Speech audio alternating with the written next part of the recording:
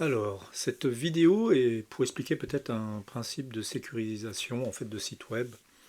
Euh, quand je souhaite en fait déployer mon site web et puis qu'il soit sécurisé, donc par exemple un nom de domaine et puis qu'on puisse le consulter par HTTPS, souvent j'ai eu des difficultés. Auparavant, il fallait acheter un certificat, le déployer sur le serveur. Maintenant, on peut faire ça assez facilement avec Let's Encrypt. Donc le plus simple, souvent, moi, ce que je fais, je fais un Docker Compose où j'ai un service Nginx et puis j'ai un autre service qui est CertBot qui permet de générer le certificat et qui va le déployer au niveau de Nginx. Donc ça c'est quelque chose qui est assez facile à faire. Là, j'ai fait un petit repo vraiment très simple que je mettrai en lien dans la description de la vidéo.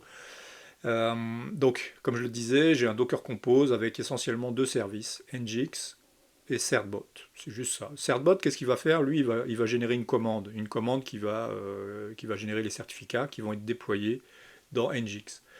Ce qu'on a besoin généralement pour générer un certificat, c'est un courriel, ici, que vous mettrez le vôtre, un nom de domaine, et mettez le nom de domaine aussi avec les 3 W, comme ça génère le certificat pour les deux accès possibles du site web. Et ensuite, ben, dans Nginx, il y a quelques petites confs à changer, mais pas grand-chose. Par défaut, on commence en fait, pour générer le certificat, on commence avec un site non sécurisé, en port 80, et puis par la suite, une fois que le certificat est généré, bon, moi ce que je fais, je décommente les, certaines lignes, notamment le volet HTTPS, puis avec les certificats. Puis ça va permettre en fait de sécuriser l'accès à Nginx. Par la suite, vous pouvez imaginer en fait mettre plein de choses derrière Nginx, un Flask, une base de données, ce que vous voulez. L'essentiel, c'est que votre site soit consulté directement par HTTPS. Donc, c'est très simple à mettre en place. Bon, moi, ce que je fais en général, je déploie un nom de domaine, je l'achète sur un fournisseur classique. Puis dans les DNS, vous pouvez pointer directement le nom de domaine vers le serveur que vous voulez installer. Alors moi j'ai un serveur déjà et ici bah, j'ai déployé le Docker. Euh, donc le Docker Compose il est là. Par défaut c'est ça. J'ai mis les informations que j'ai besoin. Et je peux aussi aller voir le Nginx, le conf de Nginx. Donc là, c'est pareil, je commence avec la conf par défaut. Là. Alors vous allez voir, il a besoin d'avoir Certbot ou Let's Encrypt, il a besoin d'accéder à votre serveur sur ce lien. Ça va lui permettre de certifier que la commande qui est faite pour le certificat, bah, vous contrôlez le serveur, donc ce qui est normal. Alors, il suffit de lancer la commande, donc vous pouvez lancer le build, puis vous lancez le up. Donc là, ni plus ni moins, ça va construire le Nginx, ça va démarrer aussi le Cerbot. Puis si je regarde Cerbot. Donc, ben voilà, il a fini, il a déjà généré les certificats, donc c'est parfait. Euh, il a donc les certificats devraient être ici. Donc si je vais ici, ouais, j'ai mes certificats qui sont faits là pour mon site web, donc c'est parfait. Alors, ce que je disais, la suite, ben, je vais changer, je vais stopper mon serveur parce que là, il tourne sur le port 80 et je vais simplement décommenter dans la conf de Nginx pour dire en fait que maintenant, moi, je veux que toutes les requêtes du 80, ben, en fait, elles soient reroutées en HTTPS. Donc ça, c'est ce que je souhaite ici. Puis je vais alors décommenter le volet HTTPS, où là je définis les certificats. Donc j'ai rien d'autre à faire. Là, tout a été fait pour que ça réponde aux besoins. Puis là, qu'est-ce que je fais? Bah, je dois relancer mon Nginx. Euh, donc je peux faire up Nginx. Donc là, il a redémarré NGX. Théoriquement, mon serveur devrait être fonctionnel. Voilà, donc il est fonctionnel. Donc sur le port HTTPS, donc c'est parfait. Alors c'est très simple, ça peut répondre très bien à vos besoins. Là, vous voyez, le certificat est vraiment reconnu. Là, il est généré, je sais plus, je pense c'est pour 6 mois, quelque chose comme ça. Donc il faudra le renouveler.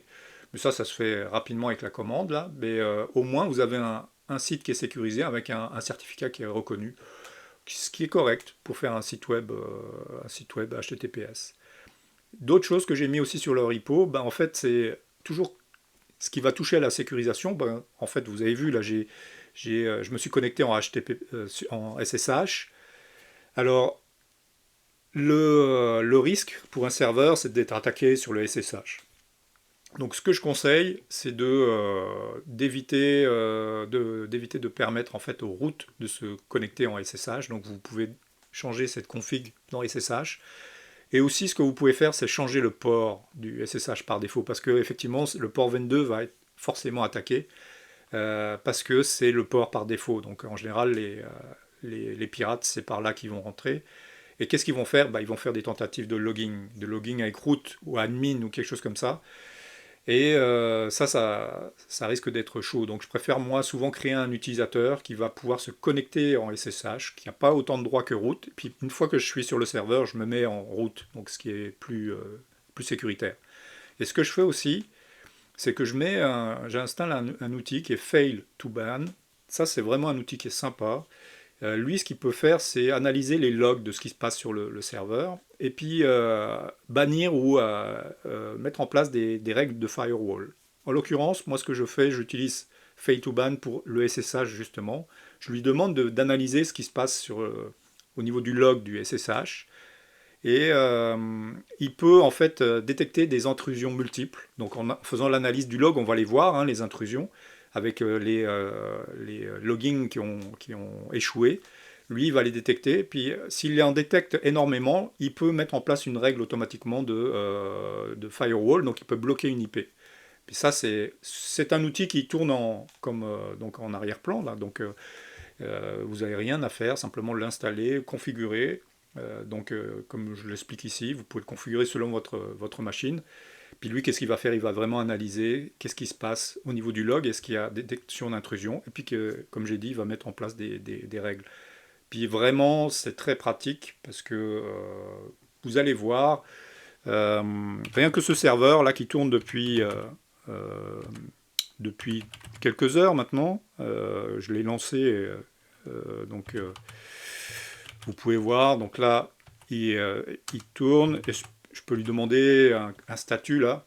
Il a déjà banni 39 IP, donc en quelques heures. Donc c'est-à-dire que des attaques qui ont été détectées. Donc c'est intéressant parce qu'il vous donne même les IP, puis vous pouvez avoir d'autres détails un peu plus loin là, dans le log. Et ça va vous permettre aussi, si jamais vous pensez que ce qui pourrait arriver, hein, c'est que vous fassiez communiquer des serveurs entre eux et que votre IP se retrouve là-dedans, bah, il y a possibilité de déclarer une ignore list, donc des IP qui sont autorisés. Donc vous avez vraiment un contrôle sur tout.